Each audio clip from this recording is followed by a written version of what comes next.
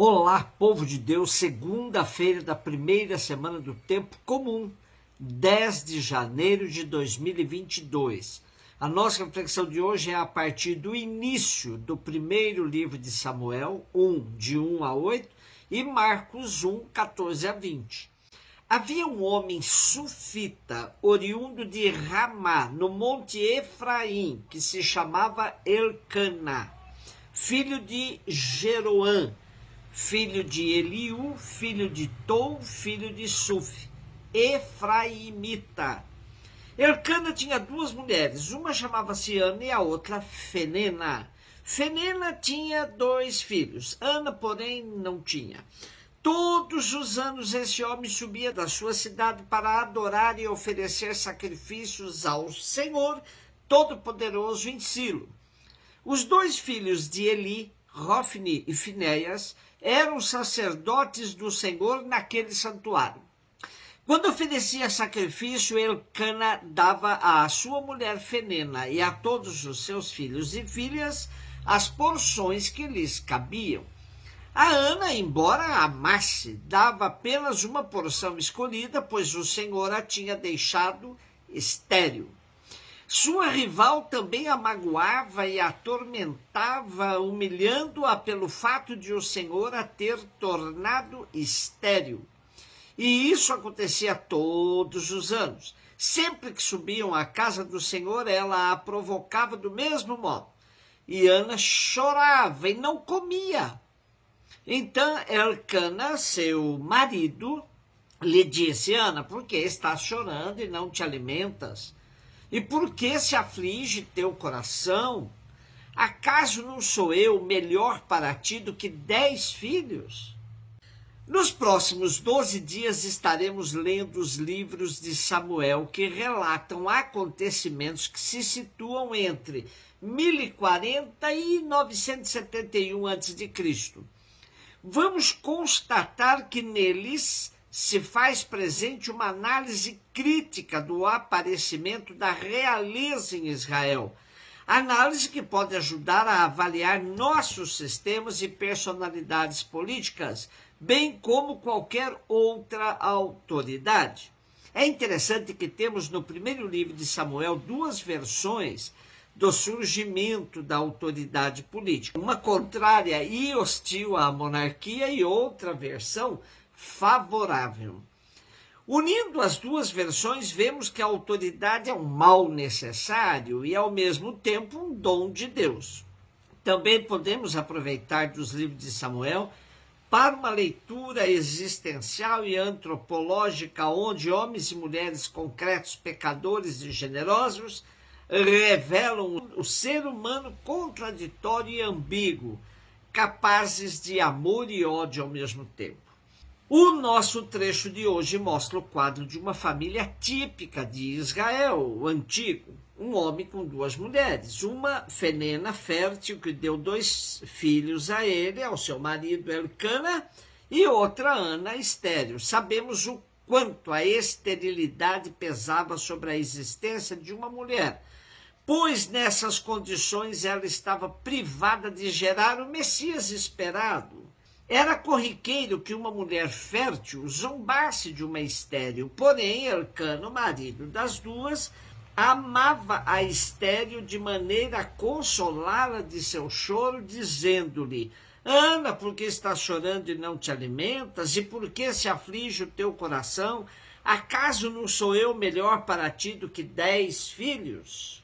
Com esse quadro inicial, começamos a leitura dos livros de Samuel, que nos revelarão a transição de um modo de vida e de produção tribal, chefiado por juízes, Samuel será o último, para um modo de vida e produção controlado por um Estado, por uma monarquia.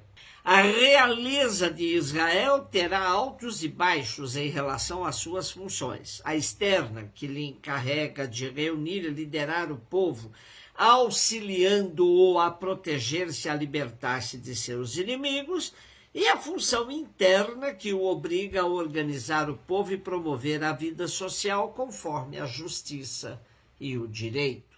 Marcos 1, 14 e 20. Depois que João Batista foi preso, Jesus foi para Galiléia pregando o evangelho de Deus e dizendo: o tempo já se completou e o reino de Deus está próximo. Convertei-vos e crede no evangelho. E passando à beira do mar da Galiléia, Jesus viu Simão e André, seu irmão, que lançavam a rede ao mar, pois eram pescadores. Jesus lhes disse: segui-me e eu farei de vós pescadores de homens. E eles, deixando imediatamente as redes, seguiram a Jesus. Caminhando mais um pouco, viu também Tiago e João, filhos de Zebedeu. Estavam na barca, consertando as redes, e logo os chamou. Eles deixaram seu pai Zebedeu na barca com os empregados e partiram seguindo Jesus. Convertei-vos e crede no Evangelho. 2 imperativos marcam os inícios da missão de Jesus, que anuncia com força essas urgências, pois o reino está próximo. Para essa missão urgente, Jesus quer contar com colaboradores próximos e, nesta perspectiva, começa a reunir um grupo em torno de si. O que fica claro com o chamado de Jesus é que a vocação a serviço do reino não é iniciativa voluntarista do ser humano, mas é o próprio Deus que chama e reúne quem ele quer.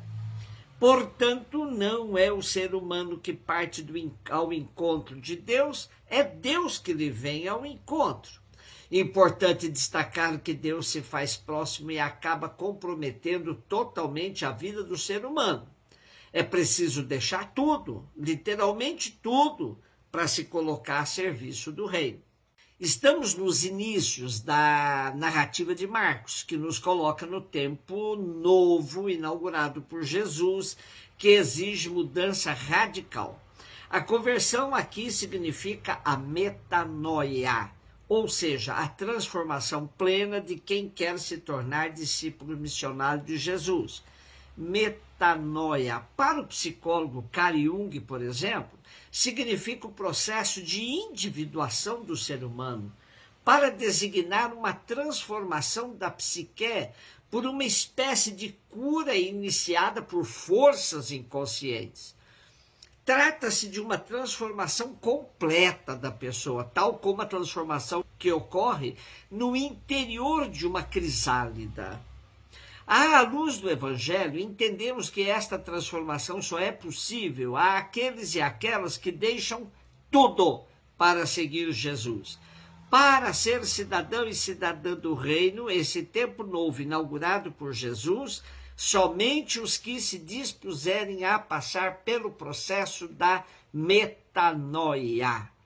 Porém, hoje o que nos atrapalha a entender isso são espiritualidades mágicas, onde tudo acontece porque Deus está no controle de tudo, porque Maria passa na frente, porque para Deus tudo é possível, mas não se assume que a metanoia é um processo pessoal e existencial, ao qual Jesus nos chama, mas não nos obriga. E nada e ninguém o fará acontecer em nossa vida por um passe de mágica.